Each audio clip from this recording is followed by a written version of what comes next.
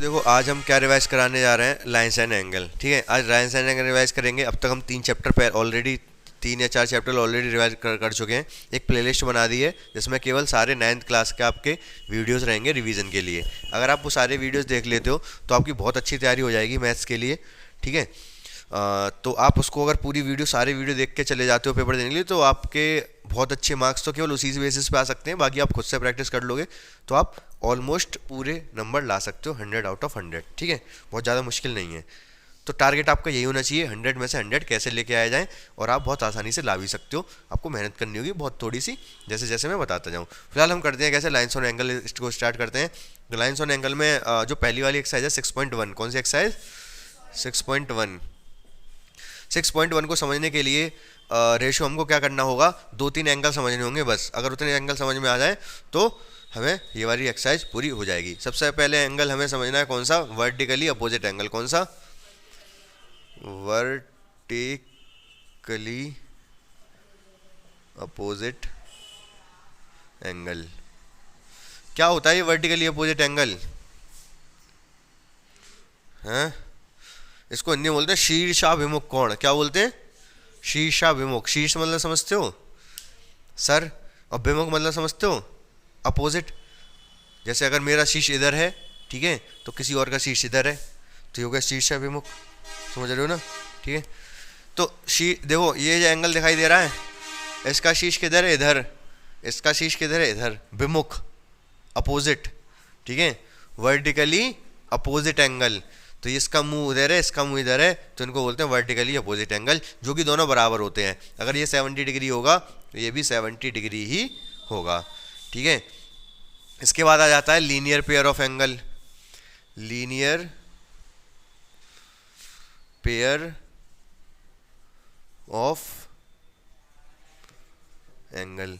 Linear pair of angle क्या होता है भाई? अगर ये कोई लाइन है, ठीक है, तो ये एक लाइन है, लीनियर है, लाइन को लीनियर बोलते हैं। ठीक है, तो ये जो पूरा एंगल है 180 का होगा, ये बात पता है आपको। पूरा 360 का होता है, आधा 180 का होता है। ठीक है, चलो मान लिया आपकी बात।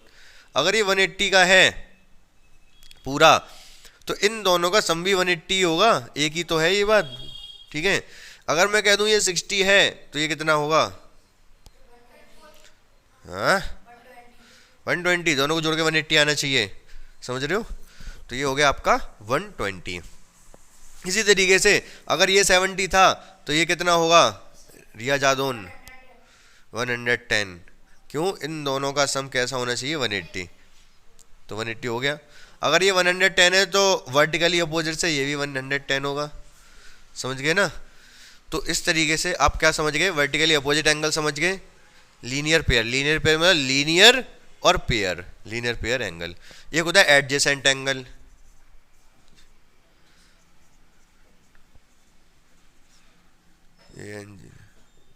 एडजेसेंट एंगल, ठीक है। तो एडजेसेंट एंगल क्या होता है? अगर कोई एंगल है, क्या है? कोई एंगल है और इसी के साथ एक और एंगल है, मतलब एक लाइन बीच वाली कॉमन है दोनों में। ठीक है, एक लाइन बीच वाली कैसी है? कॉमन। अगर बीच वाली लाइन कॉमन है तो इसी लाइन के एक तरफ और दूसरी तरफ दो एंगल बन रहे हैं, इनको एडजेसेंट एंगल बोलेंगे। समझ पाए मेरी बात को? ठीक है, ठीक है।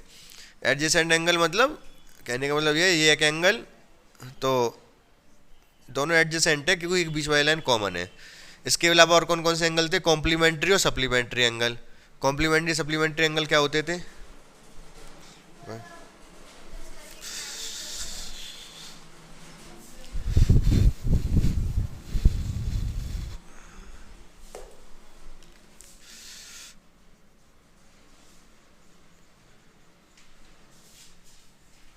कॉम्प्लीमेंट्री एंगल और सप्लीमेंट्री एंगल।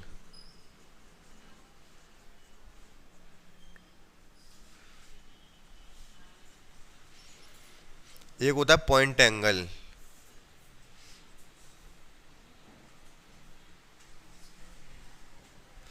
क्या है सारे एंगल? कॉम्प्लीमेंट्री। कॉम्प्लीमेंट, कॉम्प्लीमेंट समझते हो? कॉम्प्लेन नहीं, कॉम्प्लीमेंट। तो होता क्या है कॉम्प्लीमेंट्री एंगल? अगर एक एंगल है 70 तो इसका कॉम्प्लीमेंट्री कितना होगा? है 20। क्यों?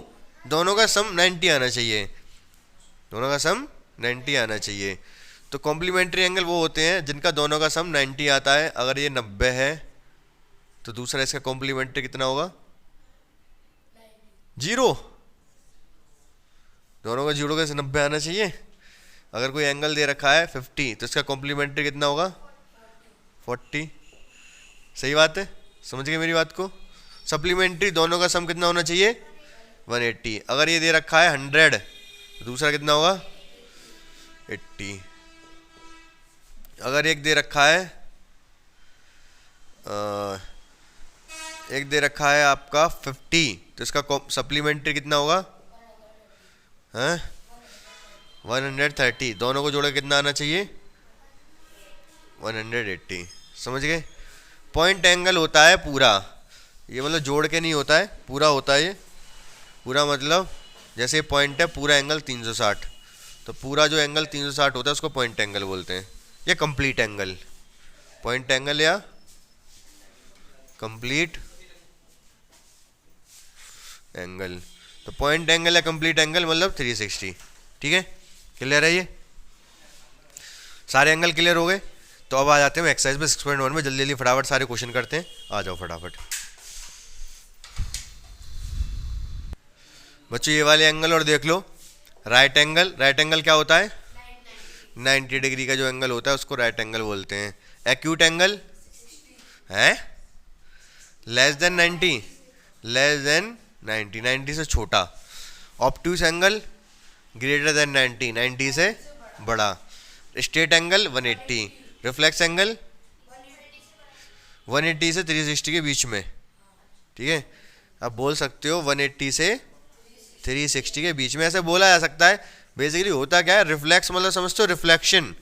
ठीक है, तो अगर कोई एंगल है यूं करके 60 तो इसका रिफ्लेक्शन का मतलब ये है कि ये वाला पूरा 360 में से माइनस कर दो, 360 में से 300 आ जाएगा।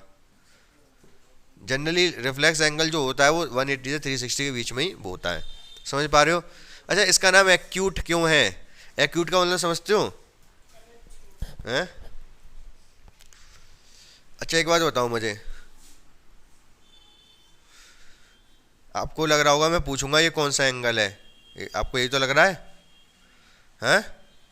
नहीं पूछूंगा। मुझे ये बताओ कि अगर मेरे पास दो एंगल है, ये मतलब किसी चीज़ के बने हुए हैं, कोई चीज़ है, सरिया मान लो, कुछ भी मान लो, कोई भी चीज़ मान लो, तो अगर मैं इसको चुबाऊं आपके और इसको चुबाऊं तो कौन सा तेज चुभेगा? हैं? ये तेज चुभेगा। यहाँ से चुबाऊंगा, यहाँ से ऊपर वाला तेज चुभेगा, ये पेना है। ठीक है ना? तो ये इसी का मतलब होता है, एक्यूट का मतलब होता है शार्प। एक्यूट का मतलब क्या होता है? शार्प। शार्प मतलब तीखा, तीखा मतलब तेज, मतलब छोटा सा।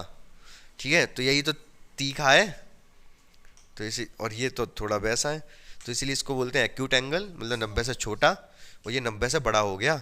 90 कौन सा होता है? ये 90 होता है ना। अगर ये लाइन ऐसी होगी तो एक्यूट होगा, और इधर जाएगी तो ऑब्ट्यूस होगा। समझ गए? तो सारे एंगल बता दिए मैंने। अब आ जाओ क्वेश्चंस पे फटाफट।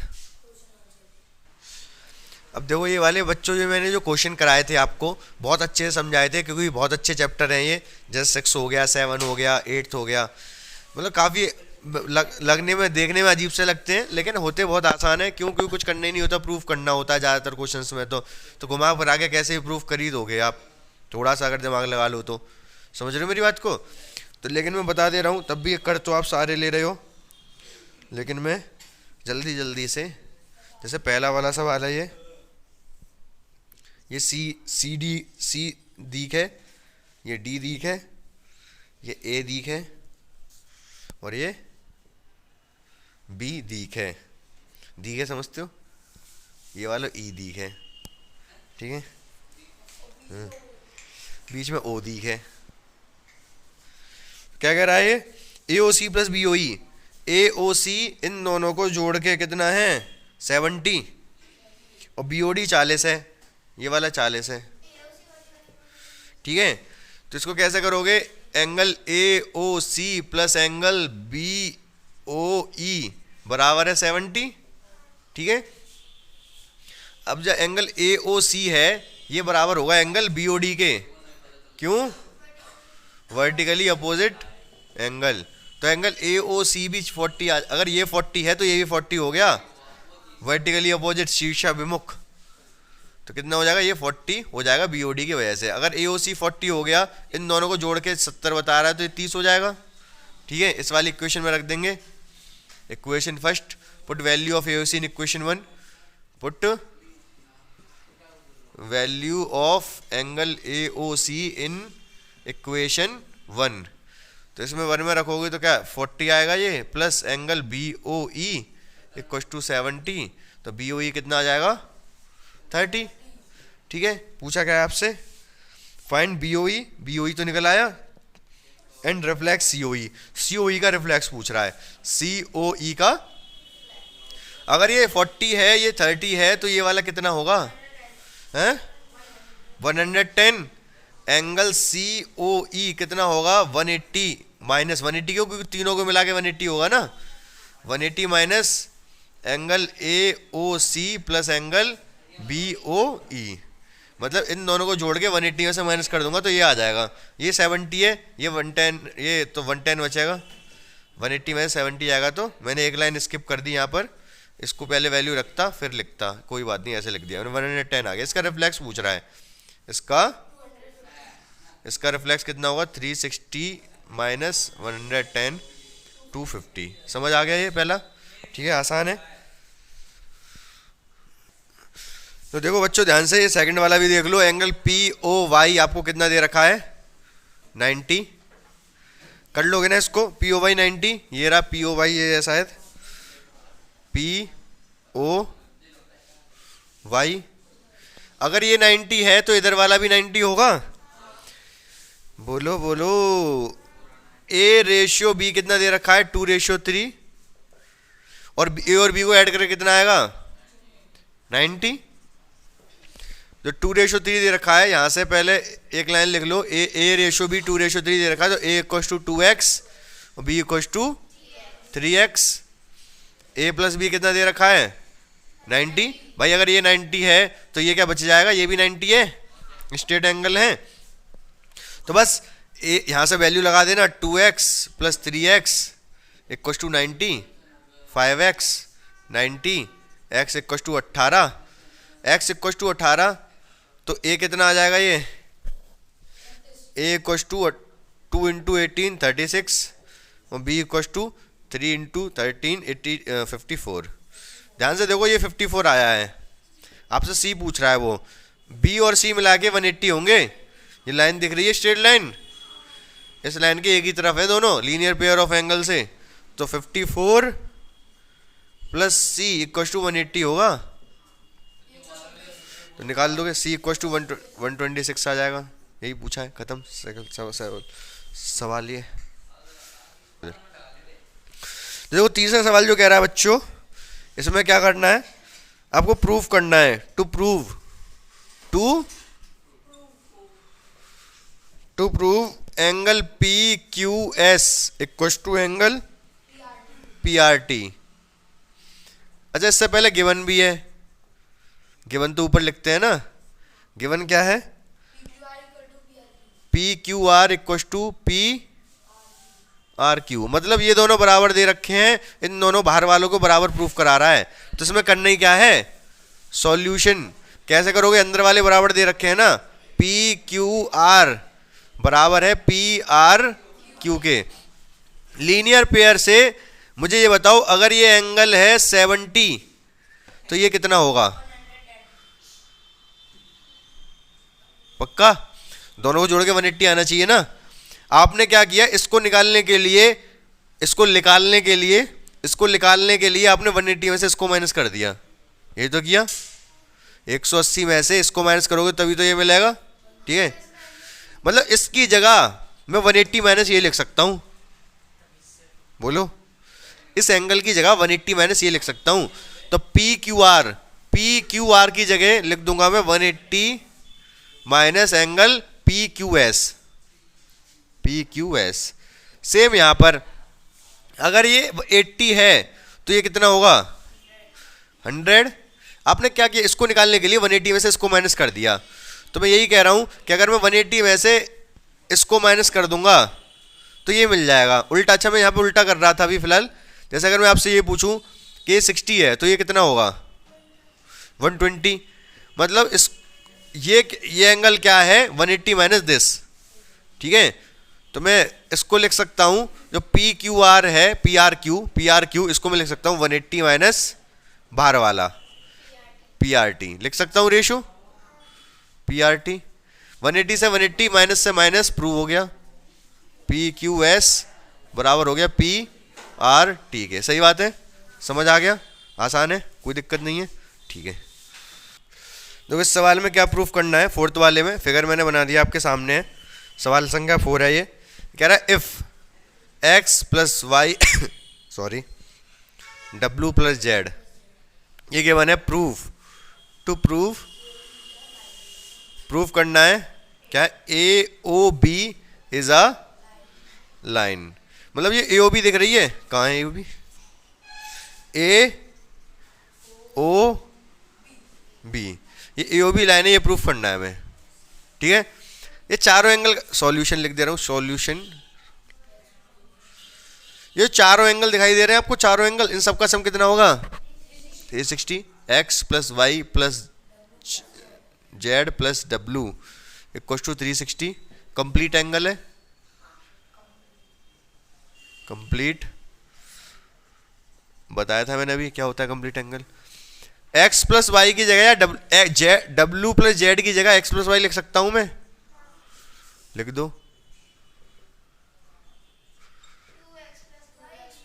2x plus 2y equal to 360, 2 common x plus y equal to 360, 2 से कट जाएगा 180, तो x plus y equal to 180। अगर x प्लस वाई 180 है तो ये लाइन होगी, हाँ वो उसकी ज़रूरत नहीं है। अगर x प्लस वाई 180 है तो हम कह सकते हैं we can say A O B is a line because x and y are linear pair of angle, then we can say A O B is a line. ठीक है, या फिर ये कह दो कि x plus y is a straight angle, hence we can say A O B is a line. Straight angle मतलब 180 है, x प्लस वाई। क्लियर है, लिख दोगे, आगे बढ़ो। तो ये सवाल है बच्चों, इसको ध्यान से देखो, इम्पोर्टेंट सवाल है ये 90 दे रखा है। अगर ये 90 है तो इधर वाला भी ये पूरा 90 होगा। ठीक है, प्रूव हमें ये करना है आर ओ एस, देख रहा है आर ओ एस नहीं आर ओ एस, ये वाला, ये आर ओ एस प्रूव करना है। क्यू एस कहाँ है, क्यू ओ एस ये पूरा माइनस पी ओ एस कहाँ है, पी ओ एस हाफ आगे। ठीक है, ये हमें प्रूव करना है, कैसे करेंगे बोलो, कैसे करेंगे। दो तरीके, या तो आर ओ एस से करो, मैंने बताया था आर ओ एस को दो तरीके से लिख सकते हैं, या फिर एल एच इससे आर एच एस से भी कर सकते हो। किससे, आर एच एस से। किधर से करूँ, आर एच एस से कर दूँ, आर एच एस से करके दिखाता हूँ मैं। वो एक ही चीज़ है जो मैं करूँगा, जो पहले बताया होगा शायद, तो मुझे ध्यान नहीं कैसे बताया था, लेकिन फिलहाल मैं आर एच एस से करके दिखाता हूँ। मैं लिख देता हूँ यहाँ पर क्या, R H S, R H S. R H S क्या दे रखा है हमें, 1/2 Q O S minus P O S. Q O S को क्या लिख सकता हूं मैं, क्यू ओ एस को मैं लिख सकता हूं 90 प्लस आर ओ एस, लिख सकता हूं, बोलो। क्यू एस को लिख सकता हूं 90 plus R O S minus P O S को क्या लिख सकता हूं, पी ओ एस को 90 minus P O S, R O S sorry, P O S. इस ये जो एंगल है इधर वाला, इसको मैं लिख सकता हूं पूरा माइनस दिस। अगर मैं आपसे पूछूं, अगर मुझे ये चाहिए, अगर मुझे ये चाहिए तो आप कहोगे पूरे में से इसको माइनस कर दो। अगर ये पूरा है 10, पूरा कितना है, और ये है 6, तो ये कितना होगा 4। ऐसे ही मुझे क्या चाहिए, पी ओ एस चाहिए, तो मैं करूँ पूरे में से आर ओ एस माइनस कर दो, तो आप पूरा कितना 90 minus R O S, 1/2 90 plus R O S minus का 90 minus minus plus R O S 90 से 90 कैंसिल प्लस का ये माइनस का है प्लस का आर ओ एस प्लस का R O S 2 R O S 2 R O S 2 से 2 cut गया बचा क्या R S R O S मतलब एल एच एस हो गया proof R H S equal to क्या आ गया L H S hence proved ठीक है आगे बात समझ वो सेम ही चीज है मैंने आर ओ एस को दो तरीके से लिखवा दिया था ये और ये वही चीज है कौन सा सही है ये सही है वो सही है ये की वो वाला सही है ये भी सही है इधर से करवा दिया मैंने क्यू एस को लिखवा दिया ये पी ओ एस को लिखवा दिया ये 90 से 90 कट गया आ गया सेम ही चीज है ये इजी है तो ऐसे कर लो फिर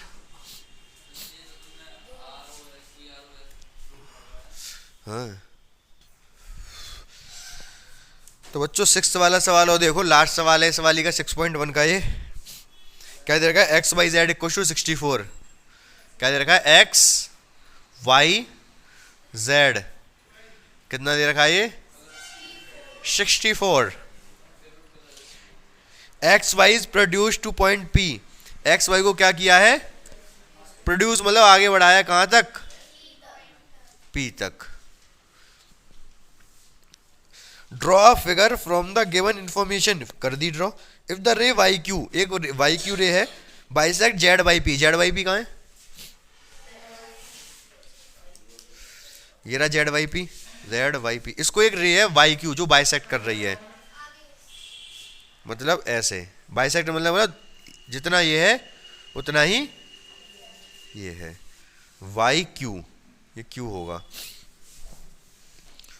find X Y Q X का एक्स वाई क्यू ये पूरा पूछ रहा है 64 प्लस ये वाला एक्स वाई क्यू पूछ रहा है एक्स वाई क्यू मतलब पूरा ठीक है और दूसरा पूछ रहा है रिफ्लेक्स क्यू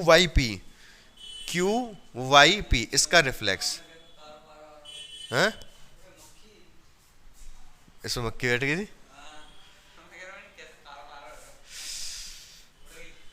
चलो ठीक है आगे देखो फिर क्या बता रहा था मैं हाँ तो अब होगा क्या हमें चाहिए पूरा angle X Y Q to find क्या करना है to find angle X Y Q समझ रहे हो एक्स वाई क्यू कौन सा है एक्स वाई क्यू ये पूरा लाल प्लस काला और दूसरा रिफ्लेक्स किसका रिफ्लेक्स पता करना है क्यू वाई पी का ठीक है कर दो उसको कैसे करेंगे ये 64 है ये पूरा जेड वाई पी कितना होगा angle X Y Z plus angle Z Y P कितना आएगा ये देखना क्या लिखा है मैंने हाँ 116 हाँ अरे ये दोनों जोड़ के कितना है मैं ये पूछ रहा हूँ फिलहाल ये दोनों देखो हैं कौन से जेड वाई पी है ये पूरा एक्स वाई जेड मतलब ये वाला plus Z Y P in दोनों को जोड़ कितना आएगा 180 अरे 180 हो गया पूरा 180 ये एक्स वाई जेड 64 है ये जेड वाई पी 180 उधर जाके माइनस हो जाएगा जेड वाई पी 180 माइनस 64 कितना हो जाएगा 116 अब देखो ये जो दोनों एंगल हैं दोनों ये हाफ है किसके जेड वाई पी के आधे आधे हैं हाँ तो angle Z Y Q equal है एंगल क्यू वाई पी के अरे रख तो जाओ क्यू वाई पी के ये दोनों एंगल इक्वल है और ये दोनों हाफ है जेड वाई पी के कितने 116 डिवाइड बाई 2 मतलब 58 ये भी 58 आ गया और ये भी हमें पूछ रहा है वो एक्स वाई क्यू पूछ रहा है एक्स वाई क्यू कितना होगा 64 प्लस 58 कितना आ जाएगा 112। ठीक है, और पूछ रहा है ये वाई क्यू ये क्यू वाई पी का रिफ्लेक्स किसका क्यू वाई पी का, तो इसका रिफ्लेक्स कितना होगा, इसका रिफ्लेक्स हो जाएगा 360 माइनस 58 था ना ये, उसका रिफ्लेक्स पूछ रहा है तो 360 में से माइनस कर देंगे 302। समझ में आ गया ये। तो फिफ्थ सिक्स क्वेश्चन, ये फिफ्थ इससे पहले वाला था अच्छा क्वेश्चन था, सिक्स वाला ये भी अच्छा क्वेश्चन था।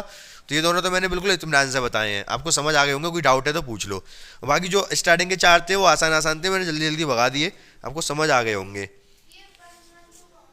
कौन सा 112, दोनों को जोड़ेंगे तो कितना आएगा ये 122 आएगा। सही है, ठीक है, कोई समस्या परेशानी दिक्कत तो नहीं है आपको, देख लो एक बार, अगर है तो मैं बता सकता हूँ, अभी भी टाइम है हमारे पास। नहीं है कोई बात नहीं, पूछ लो आप। इसमें एग्जाम्पल नंबर बुक के जो 1 और 2 हैं वो आप पढ़ के आओगे घर से, 1 2 3 तीन एग्जाम्पल हैं, पढ़ के आओगे। अगर आपको समझ में आ जाते तो ठीक है, अन्यथा मैं कल बता दूंगा उनको भी, मतलब 6.1 से जो पहले के एग्जाम्पल है। कल वाली क्लास में हम 6.2 6.3 दोनों कंप्लीट कर लेंगे, जो एग्जाम्पल्स वगैरह है वो कंप्लीट कर लेंगे। कुछ और क्वेश्चन अगर मेरे पास टाइम बचेगा तो वो करा दूंगा मैं, ठीक है, नहीं तो परसों की क्लास में देख लेंगे कुछ एक्स्ट्रा क्वेश्चंस। अच्छा, एक्स्ट्रा क्वेश्चन तो मुझे सेकंड वाले चैप्टर के भी कराने थे अभी, वो तो मैं भूल ही गया, ध्यान ही नहीं रहा मुझे आज। चलो कोई बात नहीं, अब मैं एक साथ कराऊंगा, मतलब एक में लूँगा कम से कम 2 घंटे की क्लास, जिसमें जो जो चैप्टर मैंने करा दिए वो एनसीईआरटी से अलग क्वेश्चन होंगे, कुछ अच्छे क्वेश्चन होंगे, ठीक है। किस किस के, पॉलिनोमियल्स के लूँगा, और इस सिक्स्थ वाले को करा के एक साथ ले लूँगा फिर मैं, पॉलिनोमियल और सिक्स वाला, ठीक है। ठीक है, अभी आप घर पे जाके रिवाइज करोगे अच्छे से, और शेयर कर दोगे वीडियो घर जाके, लाइक कर दोगे, देख लोगे वीडियो, रिवाइज कर लोगे घर जाके एक बार, ठीक है, अपने यार दोस्तों में, फ्रेंड्स वगैरह में शेयर कर दोगे।